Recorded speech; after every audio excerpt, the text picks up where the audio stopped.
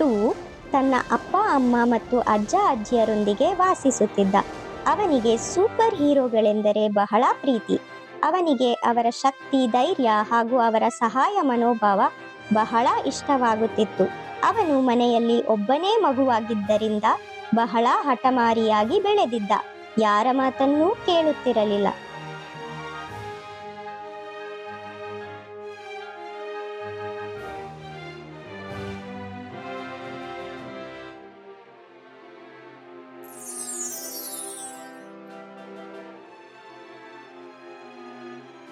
ಒಂದು ದಿನ ಅನಿರೀಕ್ಷಿತವಾಗಿ ಪುಟ್ಟುವಿನ ಅಜ್ಜ ಲಿವಿಂಗ್ ರೂಮ್ನಲ್ಲಿ ಜಾರಿ ಬಿದ್ದರು.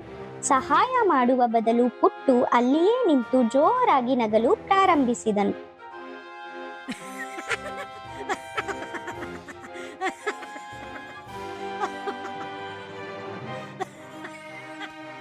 ಇವನ ನಗು ಮನೆಯಲ್ಲೆಲ್ಲ ಪ್ರತಿಧ್ವನಿಸಿತು.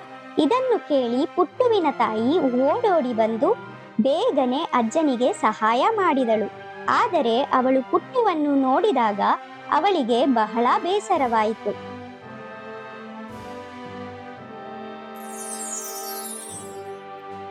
ನಂತರ ಪುಟ್ಟುವಿನ ತಾಯಿ ಅವನಿಗೆ ಸರಿಯಾದ ಪಾಠವನ್ನು ಕಲಿಸಲು ನಿರ್ಧರಿಸಿದಳು.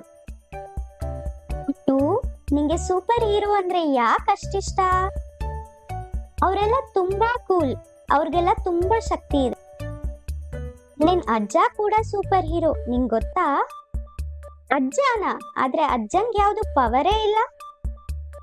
ಅವರ ಬುದ್ಧಿಶಕ್ತಿ ಮತ್ತು ಒಳ್ಳೆ ಮನ್ಸೇ ಅವರ ಪವರ್ಸ್. ಮತ್ತೆ ಎಲ್ರನ್ನ ಗೌರವಿಸೋದನ್ನ ಕಲಿಸಿದ್ದಾರೆ ಸೂಪರ್ ಹೀರೋನ ತರ.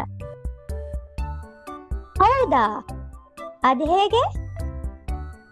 ಅಜ್ಜ ಅನೇಕ ಸವಾಲುಗಳನ್ನ ಎದುರಿಸಿದ್ದಾರೆ. ಅವರು ಎಲ್ಲರನ್ನು ಸಂತೋಷದಿಂದ ಸುರಕ್ಷಿತವಾಗಿ ನೋಡ್ಕೊಳ್ತಾರೆ. ಅವ್ರನ್ನ ಗೌರವಿಸಿದ್ರೆ ನೀನು ಅವ್ರ ಹಾಗೆ ಆಗ್ತೀಯ.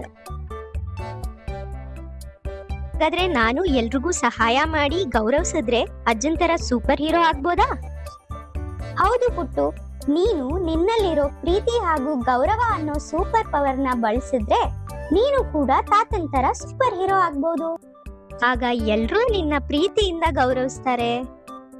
ಆ ದಿನದಿಂದ ಪುಟ್ಟು ತನ್ನ ಅಜ್ಜನನ್ನು ಗೌರವದಿಂದ ಕಾಣುತ್ತಿದ್ದ.